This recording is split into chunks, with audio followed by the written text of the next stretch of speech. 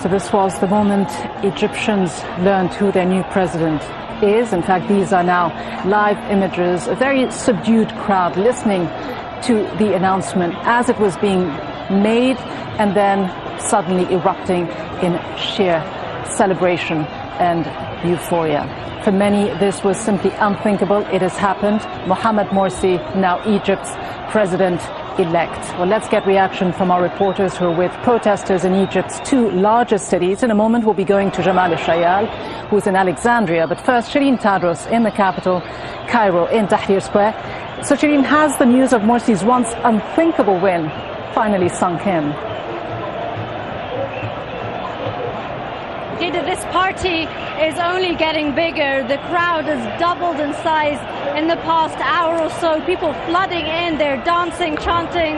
I'd say it's probably 80% celebration and 20% still demonstration. Celebrating, of course, because these are supporters of Mohammed Morsi, who's now the president-elect. Celebration, of course, because they're also supporters of the Muslim Brotherhood, an organization that has been banned in this country, banned from any political activity, cracked down on, members detained, could only actually compete in elections as independents, not as Brotherhood members. Now, just 18 months later, the Muslim Brotherhood's man occupies the highest seat in the country, the presidency, and that is a moment that people here are really embracing.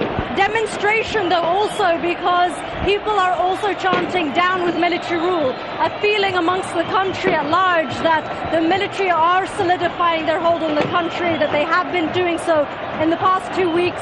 And people here have been chanting in the past half hour, down with military rule, and also the revolution continues. They're saying that this is also a sit-in that will continue until full powers are handed to the civilian president that they chose.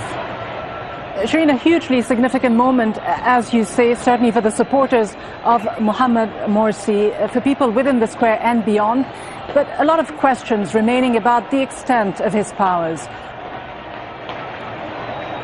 Yes, that's right. I mean, no sooner had the voting finished in the runoff than the Supreme Council of the Armed Forces issued this amendment to a constitutional declaration that they themselves wrote last year. In that amendment, you really saw the stripping away of many of the presidential powers. He is not going to be the commander-in-chief. He will not have oversight over the army. Meanwhile, the army gave themselves extended powers, legislative powers, until there's a new parliament, for example.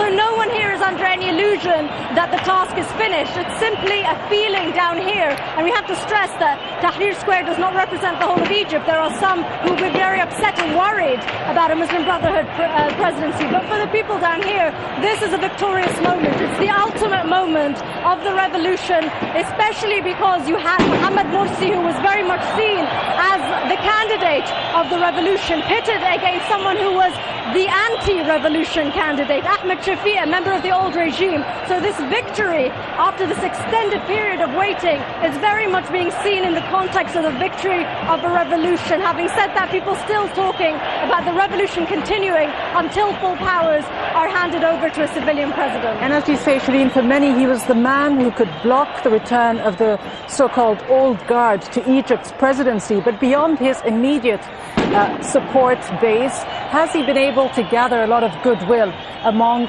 Egypt's other forces, secular forces, religious forces, and so on? I have to say, at the beginning of the presidential vote, before the runoff, you had a lot of the secular liberal forces very much against Mohammed Morsi, the Muslim Brotherhood's candidate, because he was the Muslim Brotherhood's candidate. After that, when the runoff results were announced and you saw this sort of polarization in the country, it was either going to be Ahmed Shafi or Mohammed Morsi. The Muslim Brotherhood did very well to kind of galvanize that secular revolutionary fervor and channel it towards Mohammed Morsi. And in the last 48 hours, we've seen attempts by Mohammed Morsi to try and show the public that this presidency will be all-encompassing, that other political forces will be invited in fact, just 2 days ago, there was a press conference with Mohammed Morsi and secular liberal forces, and there was an announcement of a so-called national accord, an understanding that this is a moment to unite against the old regime because there's so much at stake. Shireen, thanks very much. Shireen Cloudwas in Cairo.